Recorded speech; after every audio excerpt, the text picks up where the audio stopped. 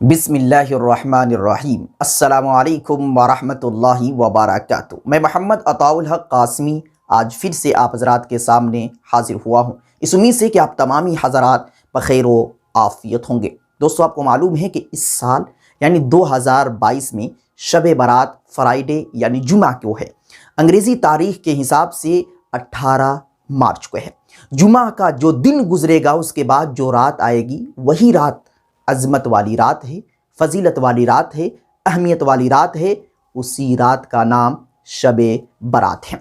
दोस्तों, शब बारात को लेकर बहुत से मुसलमान कंफ्यूज हैं। बाज़ मुसलमान तो वह हैं जो शब बारात की अज़मत, फ़जीलत और अहमियत का ही इनकार कर बैठे हैं और ये कह रही हैं कि शब बारात की कोई अज़मत नहीं, कोई फ़जीलत नहीं, कोई अहमियत नहीं।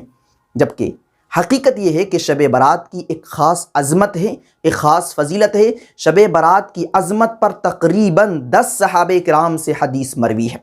हज़रत अली रज़ी अल्लाह ताला अन्हु की रिवायत करदा हदीस सूमू लैलहा वक़ूमू नहारहा।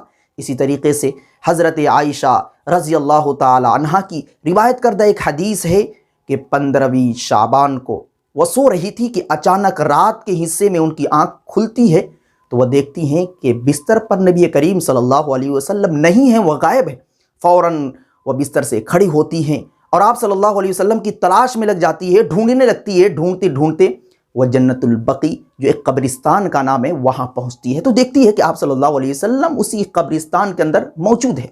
तो आप सल्लल्लाहु अलैहि वसल्लम हज़रत आयशा रज़ी अल्लाह ताला अन्हा से कहते हैं कि आयशा, तुम्हें मालूम नहीं कि ये 15वीं शब है और ये वही रात है कि जिस रात में आप सल्लल्लाहु अलैहि वसल्लम आसमान दुनिया पर आते हैं और कबीले बनु कल्ब की बकरियों के बाल के बराबर गुनहगारों के गुनाह को बख्श देते हैं, माफ़ कर देते हैं। इसी तरीके से एक दूसरी हदीस है कि इसी रात में यानी शब बारात में ही अल्लाह तबारक व तआला पैदा होने वाले बच्चों के नाम लिखते हैं और मरने वालों के भी नाम लिखते हैं और इसी रात में अल्लाह तबारक व तआला आमाल को उठाते हैं और रिज़्क़ को नाजिल करते हैं, बरसाते हैं, उतारते हैं। बहुत सारी अहादीस हैं कि जिन हदीसों को पढ़ने के बाद इस रात की फ़जीलत वाज़े होती है, साबित होती है। लेकिन दोस्तों, सवाल ये होता है कि इस रात में शब बारात में हम क्या करें और क्या ना करें। दोस्तों, हदीस की रोशनी में शब बारात में हमें 3 काम करने का सबूत मिलता है। पहला काम ये कि हम इस रात में जागें, शब बेदारी करें और इबादत करें। और इबादत, आम इबादत, आप जो चाहें वो कर सकते हैं। नवाफिल का एहतमाम कर सकते हैं, ज़िक्र व अज़कार कर सकते हैं, कुरान करीम की तिलावत कर सकते हैं।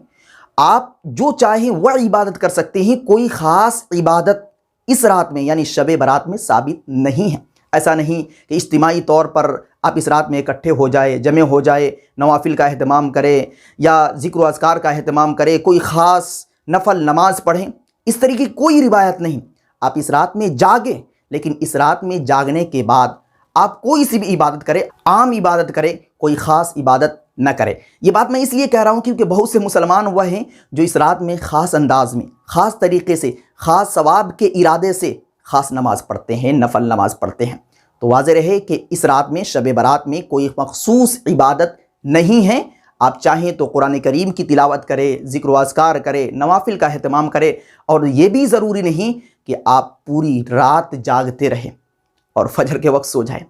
आपको जितनी देर बासानी हो सके आप इबादत करें, 2 घंटे 3 घंटे, और हो सके तो इस रात में जब आप जागें तो कम से कम तहज्जुद की नमाज पढ़ लें और इससे भी आगे आप अगर बढ़ सकते हैं तो सलातुत तस्बीह पढ़ लें। और सलातुत तस्बीह पढ़ने का तरीक़ा क्या है? प्रैक्टिकल एक छोटे से बच्चे ने पढ़कर बताया है और सिखाया है। डिस्क्रिप्शन में मैं लिंक दे दूंगा, आप उस पर क्लिक करके आप सलातुत तस्बीह का तरीक़ा जान सकते हैं, सीख सकते हैं। तो इस रात में पहला काम जो हदीस की रोशनी में हम तक पहुंचा है वह ये है कि इस रात में जागना, शब बेदारी करना और इबादतें करना। और दूसरा काम जो हज़रत आयशा रज़ी अल्लाह ताला अन्हा की रिवायत करदा हदीस से हम तक पहुंचा है वह है कब्रिस्तान जाना। कब्रिस्तान जाने में भी बहुत से लोग गलती करते हैं। इज्तिमाई तौर पर कब्रिस्तान जाते हैं, रात में मशवरा करते हैं कि भाई तुम चलोगे, तुम चलोगे। इस तरीके से एक जमात बन जाती है और जमात के साथ बहुत सारे लोग मिलकर इकट्ठे होकर कब्रिस्तान जाते हैं। ये तरीक़ा गलत है।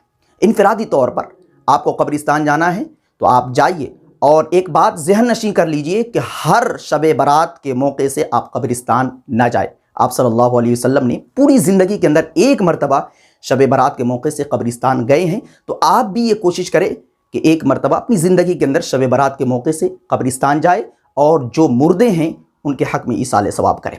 تو یہ دوسرا کام ہے شب برات کے موقع سے کہ آپ قبرستان کا رخ کریں اور وہاں پر جا کر ایصال ثواب کریں۔